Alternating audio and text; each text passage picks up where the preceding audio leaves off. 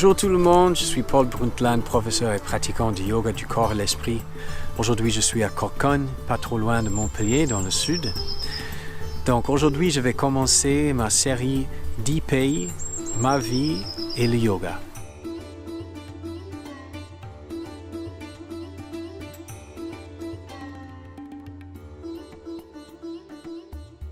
Donc, c'est parti.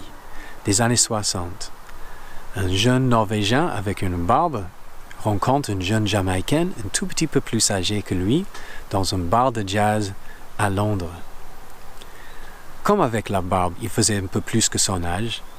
La femme était contente de parler avec cet homme apparemment gentil et apparemment de la même âge qu'elle.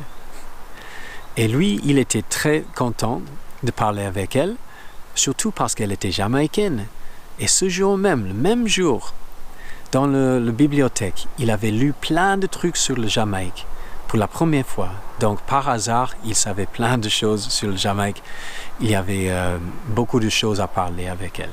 Donc finalement, même s'il n'était pas tout à fait assez âgé, il était bien gentil et ils se mariaient. 2-3 ans après, ils se trouvent dans une petite ville en Norvège. Donc imaginez ça. Une femme jamaïcaine dans un couple mixé dans une petite ville dans les années 60 en Norvège. D'accord? Pour les gens de là-bas, c'était pas tous les jours qu'ils pouvaient rencontrer une personne comme elle. Mais c'était pas grave. Comme elle était gentille, petite et mignonne, elle n'était pas une menace. Elle était plutôt une curiosité en fait. Donc les gens s'approchaient dans la rue pour demander « Ah, est-ce que je peux toucher votre peau ?» Ah, est-ce que je peux parler un peu avec vous? J'ai jamais vu une personne comme vous, etc. Un peu de temps après, elle se retrouve avec un bébé dans le ventre. Donc, si elle était une curiosité avant, imaginez comme les gens de cette ville étaient curieux de voir comment allait être le bébé. Donc, le jour arrive. Ils sont tous dans l'hôpital. Elle était en train d'accoucher. Tout le monde était en apnée pour voir comment allait sortir ce bébé. Personne ne savait. Personne n'avait vu une combinaison comme ça avant. Donc, elle continue avec l'accouchement. Une partie du bébé sort. Et l'autre partie. Et tout le bébé sort. Silence. Silence. Tout le monde encore en apnée. Personne dit rien. Moi, j'ouvre mes yeux, je regarde d'un côté à l'autre. Apparemment, je me suis dit, bon, je suis pas sûr si je veux vraiment sortir maintenant ou pas. Le docteur regardait ma mère. Elle m'a fait un petit geste, pic, dans la cuisse et c'est parti. Inspiration. Expiration longue qui devient yeah, je suis là, let's get it on. Donc, c'est parti. Tout le monde était soulagé, tout le monde respirait. Apparemment, j'étais pas trop bizarre comme bébé. J'étais à peu près normal pour eux, les gens en Norvège.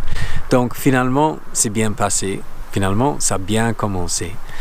Donc, pour le lien avec le yoga, la respiration. Tout commence avec la respiration.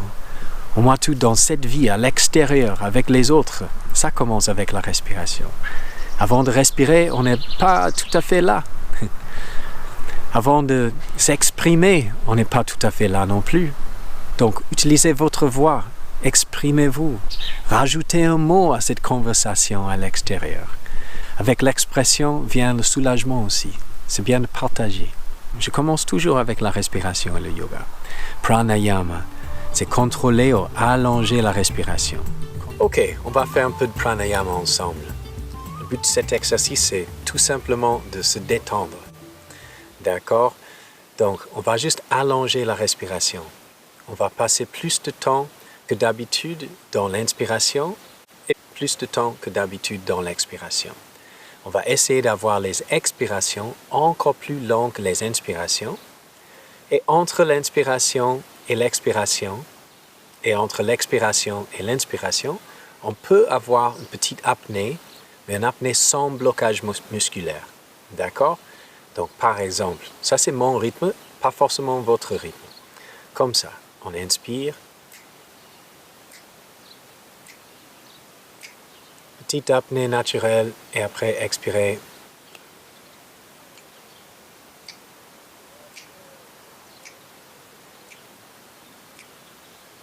Petite apnée naturelle, inspirez, etc.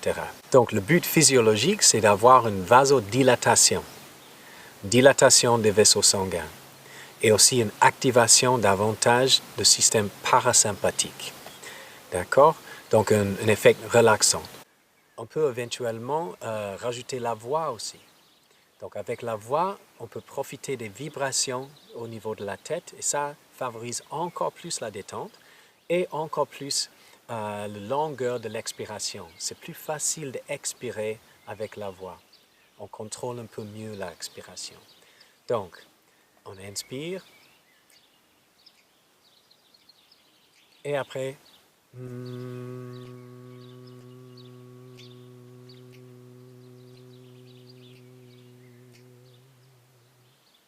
beaucoup plus facile d'allonger l'expiration.